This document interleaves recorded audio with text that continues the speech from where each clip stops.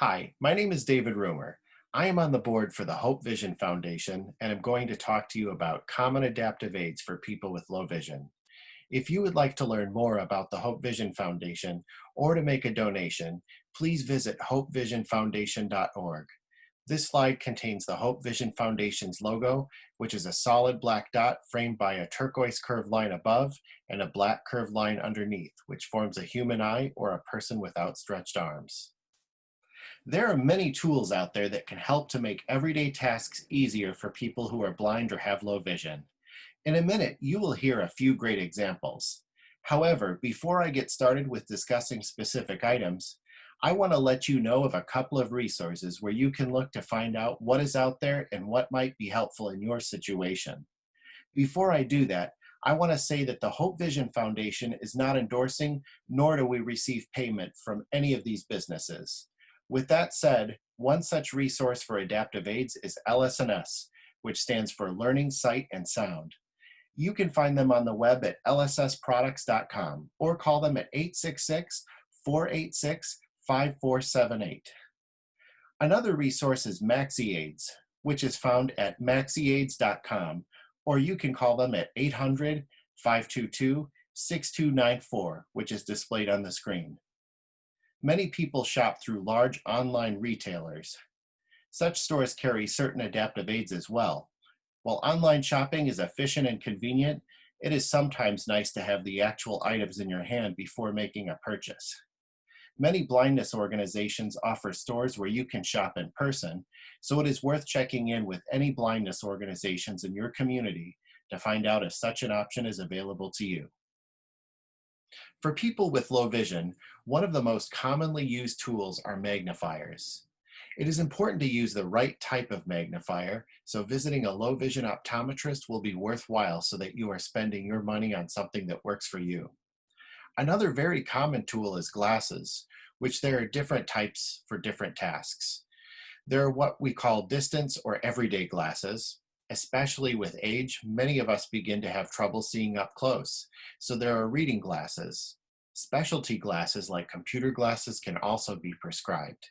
Then, for those who want to use one pair of glasses for multiple activities, there are bifocals and trifocals. It is not uncommon for someone with low vision to use more than one type of glasses, so it becomes important to have a way to tell them apart. Selecting different frames, storing them in separate locations, and/or labeling glasses will certainly help you to tell them apart. This brings me to the topic of tools for labeling. You can get creative here as there are many ways that you can label an item to make it easier to identify. For example, a Sharpie marker can be used to make a large print label, which can be attached to a bottle in your cabinet. A knife can be used to scratch the top of an orange juice container to distinguish it from your milk. Rubber bands can be wrapped around a bottle to identify it. I have even seen people wrap rubber bands around an apartment door to verify that they are, in fact, about to put their keys in the correct door. Puffy paint is very inexpensive and can be found at craft stores as well as most department stores in a variety of colors. Puffy paint is one of the most common labeling tools and offers the ability to label dials or buttons for your oven and stovetop. It can be used to label buttons on a microwave like the 30-second button and the cancel button. Finally, there are commercially made bump dots that come in all shapes and sizes. Pictured on this slide is an assortment of bump dots from large and small bump dots that are clear, high contrast orange bump dots, as well as black dome and square shaped bump dots. When someone experiences a loss of vision, one of the most common needs is good lighting to complete tasks. Therefore, task lamps become an important tool. These lights usually have an adjustable arm and should be arranged so that the light source is placed between the user and the material that is being viewed. Task lamps come in a variety of different shapes and sizes. There are floor lamps, desk lamps, some can be clamped to the edge of a table, and even headlamps and flashlights are commonly used for illumination needs. Pictured in this slide is an LED floor lamp, LED desk lamp, a portable lamp with a fluorescent bulb, and a magnification lamp, which has an LED light wrapped around a large magnifier. While good controlled lighting is often very helpful, lighting that produces glare can be uncomfortable to blinding.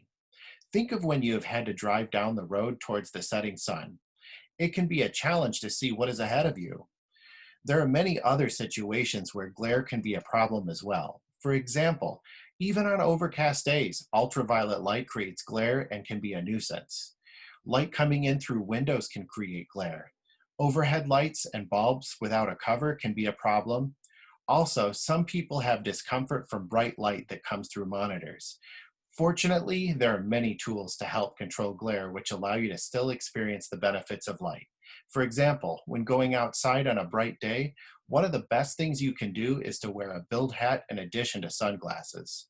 It is important to wear sunglasses that work for you, as there are many different color options available. Some low vision clinics can evaluate you for optimal sunglasses. However, at minimum, it will be helpful if you try on some different colors before making a purchase.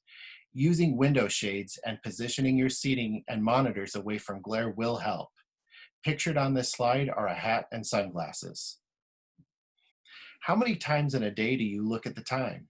Even at times when you have no commitments, sometimes it is nice just to find out what time it is. Fortunately, there are talking watches, which is a simple device that allows you to push a button to hear the time.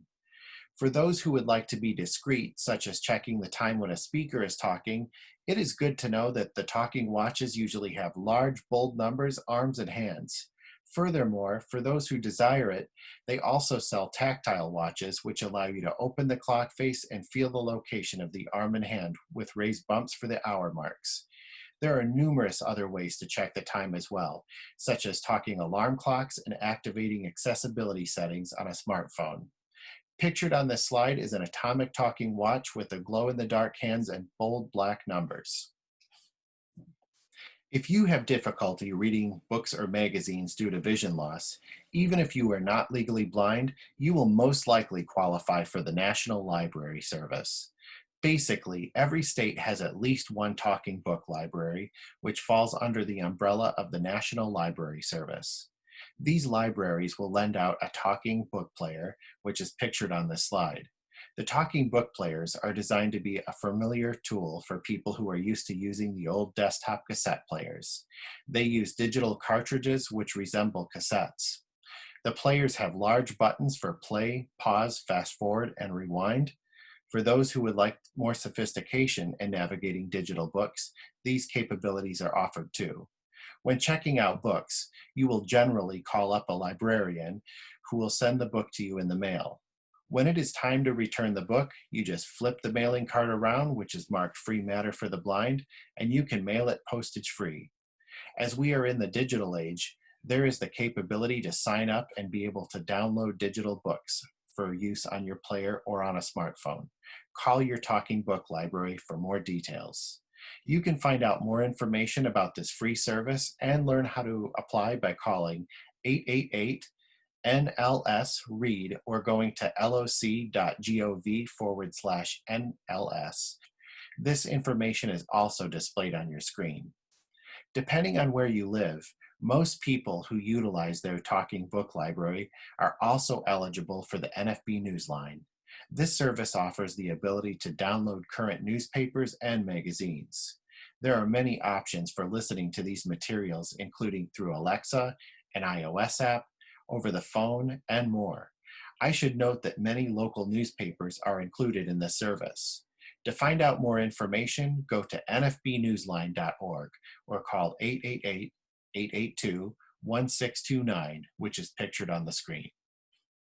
While we have gone over some of the more basic common tools that people who are blind or low vision use, I want to emphasize that there are many, many more tools out there.